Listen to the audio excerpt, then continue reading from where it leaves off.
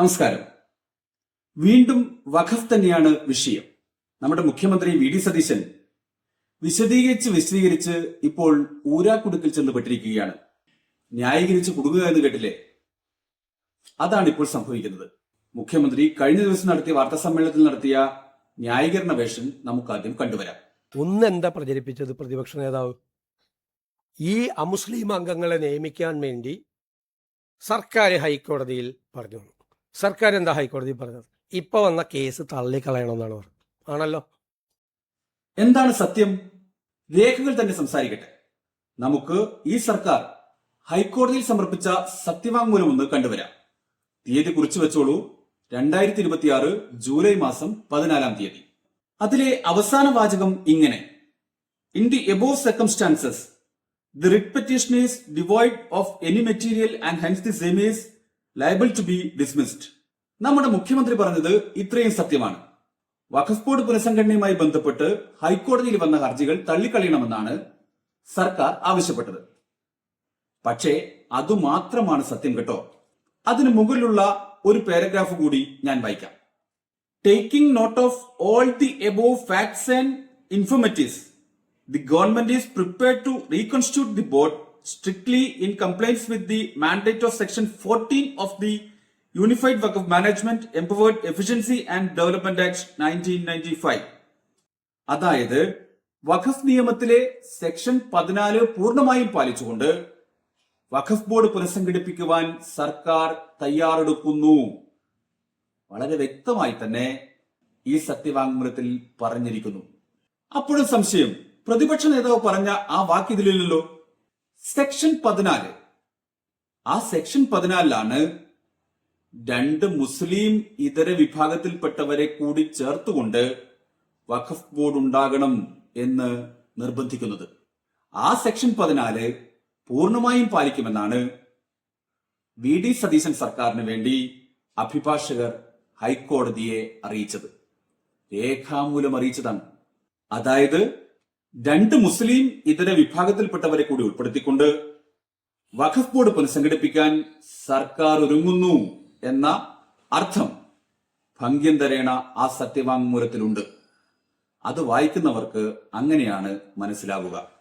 2 മുസ്ലിം ഇതരില്ല എന്ന ഹർജിയിലെ ഭാഗം വളരെ കൃത്യമായി ഈ സത്യവാങ്മൂലവും കോട്ട് ചെയ്തിട്ടുണ്ട്. ഇനി സുപ്രീം കോടതിയിൽ വി ഡി സതീശൻ സർക്കാരിന് വേണ്ടി ഹാജരായ ജയ്ദീപ് ഗുപ്ത എന്ന മുതിർന്ന അഭിഭാഷകൻ പറഞ്ഞ വാചകം കൂടി നമുക്ക് കേട്ടുവരാം. നമ്മൾ നേരത്തെ കേട്ടതാണ്, ഒരിക്കൽ കൂടി. We are not opposing, Millard. We are not saying that 14 should not be given effect. Yes. We wish to give effect to it.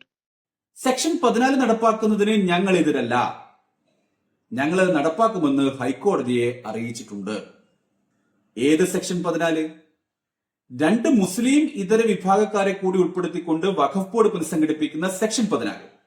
ഇത് രണ്ടും പറഞ്ഞത് വി ഡി സതീശൻ നേതൃത്വം നൽകുന്ന സംസ്ഥാന സർക്കാരിന് വേണ്ടി ഹാജരായ അഭിഭാഷകരാണ്, മറ്റാരുമല്ല. സംസ്ഥാന സർക്കാരിന്റെ അഭിഭാഷകരാണ് ഹൈക്കോടതിയിലും സുപ്രീം കോടതിയിലുമായി ഈ വാദം ഉന്നയിക്കുന്നത്. നമ്മുടെ ബഹുമാനപ്പെട്ട മുഖ്യമന്ത്രി പക്ഷേ ഇതുവരെ അത് അംഗീകരിച്ചിട്ടില്ല. അക്കാര്യത്തിൽ ഒരു വിശദീകരണവും ഇതുവരെ നൽകിയിട്ടുമില്ല. മുഖ്യമന്ത്രി പറയുന്നത് കേട്ടാൽ തോന്നും ഇപ്പോഴും പിണറായി വിജയനാണ് കേരളത്തിന്റെ മുഖ്യമന്ത്രിയെന്ന്. കാരണം അദ്ദേഹത്തിന്റെ വാർത്താ സമ്മേളനത്തിൽ മുഴുവൻ കുറ്റപ്പെടുത്തുന്നത് മുൻ സർക്കാരിനെയും പിണറായി വിജയനെയുമാണ്. മെയ് 3 സംസ്ഥാനത്ത് തെരഞ്ഞെടുപ്പ് ഫലം പുറത്തു വന്നതാണ്. വലിയ ഭൂരിപക്ഷത്തിൽ ജനങ്ങൾ UDF അധികാരത്തിലേറ്റി. മെയ് 18 വി ഡി സതീശൻ മുഖ്യമന്ത്രിയായി സത്യപ്രതിജ്ഞ ചെയ്തു. അതേ മുഖ്യമന്ത്രിയുടെ കീഴിലാണ് നിയമവകുപ്പും ഉള്ളത്. വി ഡി സതീശൻ മുഖ്യമന്ത്രിയുടെ കീഴിലുള്ള നിയമവകുപ്പിലെ അഭിഭാഷകരാണ് വളരെ കൃത്യമായി പറഞ്ഞിരിക്കുന്നത് സെക്ഷൻ 14 അനുസരിച്ച് വഖഫ് ബോർഡ് പുനഃസംഘടിപ്പിക്കുമെന്ന്. അതായത് 2 മുസ്ലിം ഇതര വിഭാഗത്തിൽപ്പെട്ടവരെ അടക്കം ഉൾപ്പെടുത്തിക്കൊണ്ട് തങ്ങൾ വഖഫ് ബോർഡ് പുനഃസംഘടിപ്പിക്കാൻ പോവുകയാണ് എന്ന വ്യക്തമായ സന്ദേശം കോടതിക്ക് മുന്നിൽ നൽകിയത് വി ഡി സതീശൻ സർക്കാരിലെ 2 അഭിഭാഷകർ തന്നെയാണ്. അതിനുത്തരം വേണ്ടേ? വഖഫ് ബോർഡ് പുനഃസംഘടിപ്പിക്കാനുള്ള അധികാരം സംസ്ഥാന സർക്കാരിനാണ്. ആ സംസ്ഥാന സർക്കാരാണ് സെക്ഷൻ 14 അനുസരിച്ച് വഖഫ് ബോർഡ് പുനഃസംഘടിപ്പിക്കും എന്ന് കോടതി അറിയിച്ചത്. അങ്ങനെയെങ്കിൽ എന്തിനു വേണ്ടിയാണ് കോടതിയെ അങ്ങനെ അറിയിച്ചത് എന്ന് പറയാൻ മുഖ്യമന്ത്രിക്ക് ധാർമ്മികമായി ബാധ്യതയില്ലേ? മെയ് 3 വോട്ടെടുപ്പ് ഫലം UDF അധികാരത്തിൽ. മെയ് 18 VD സതീശൻ മുഖ്യമന്ത്രിയായി സത്യപ്രതിജ്ഞ ചെയ്തു. ജൂലൈ 14 VD സതീശൻ സർക്കാരിന്റെ അഫിഡവിറ്റ് ഹൈക്കോടതിയിൽ ഫയൽ ചെയ്തു. ജൂലൈ 19 VD സതീശൻ സർക്കാരിന്റെ അഭിപ്രായം മുതിർന്ന അഭിഭാഷകൻ സുപ്രീം കോടതിയെ അറിയിച്ചു. എല്ലാം നടന്നത് VD സതീശൻ മുഖ്യമന്ത്രിയായ കാലത്ത് തന്നെയാണ്. അക്കാര്യത്തിൽ VD സതീശൻ തന്നെയാണ് മറുപടി പറയേണ്ടതെന്നാണ് വിശ്വസിക്കുന്നത്. ഇനി കുറച്ചുകൂടി നമുക്കൊന്ന് റീവൈൻഡ് ചെയ്യാം. പ്രതിപക്ഷ നേതാവായിരുന്നപ്പോൾ എന്തായിരുന്നു അദ്ദേഹത്തിന്റെ അഭിപ്രായം? വഖഫ് ബില്ല് എന്ന് പറയുന്നത് ഭരണഘടനാ വിരുദ്ധമായി ഒരു മതവിഭാഗത്തിന്റെ അവകാശങ്ങളെ ഹനിക്കുന്നതിന് വേണ്ടി, മനഃപൂർവ്വമായി അവരെ ദ്രോഹിക്കുന്നതിന് വേണ്ടിയിട്ടുള്ള ഒരു സംഘപരിവാർ അജണ്ടയുടെ ഭാഗമായിട്ട് ചെയ്യുന്നില്ല. അതിനെ കോൺഗ്രസ് ശക്തിയായി എതിർക്കും. ഒരു സംശയ കാര്യത്തിലില്ല. ഒരു വാർത്ത കൂടി കണ്ടിട്ട് വരാം. മാതൃഭൂമി ഓൺലൈനിലാണ് വന്നത്. കുറച്ച് പഴക്കമുണ്ട്. 2025 മെയ് 4 ഈ വാർത്ത വന്നത്. വഖഫ് ബോർഡുകളെ ലക്ഷ്യം വെക്കുന്നതാണ് വഖഫ് ഭേദഗതി നിയമമെന്ന് മുസ്ലിം ലീഗ് സുപ്രീം കോടതിയെ അറിയിച്ചു.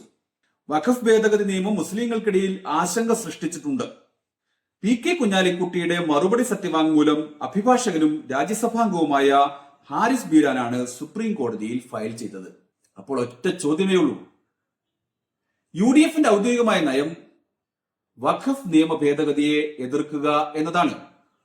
അന്നത്തെ പ്രതിപക്ഷ നേതാവും പ്രധാനപ്പെട്ട കക്ഷിയുമായ മുസ്ലിം ലീഗും ഈ അഭിപ്രായമാണ് എല്ലാ കാലത്തും പ്രകടിപ്പിച്ചത്. എന്നാൽ അധികാരത്തിൽ വന്നപ്പോൾ എന്തുകൊണ്ടാണ് നിലപാട് മാറ്റിയത്? സുപ്രീം കോടതിക്ക് മുമ്പിൽ ഒരു കേസ് നിലനിൽക്കെ എന്തുകൊണ്ടാണ് സെക്ഷൻ 14 സ്ട്രിക്ട്ലി ഫോളോ ചെയ്ത് തങ്ങൾ വഖഫ് ബോർഡ് പുനഃസംഘടിപ്പിക്കുമെന്ന് VD സതീശൻ സർക്കാരിലെ അഭിഭാഷകർ കോടതിയെ അറിയിച്ചത്? ഇക്കാര്യവും യു-ടേൺ മാത്രമാണോ, അതോ കേന്ദ്രത്തിന്റെ വഖഫ് നിയമം നടപ്പാക്കാനുള്ള വ്യഗ്രതയാണോ? ഇക്കാര്യത്തിലല്ലേ മുഖ്യമന്ത്രി മറുപടി പറയേണ്ടത്? ആ മറുപടിയല്ലേ നിങ്ങൾ പ്രതീക്ഷിക്കുന്നത്?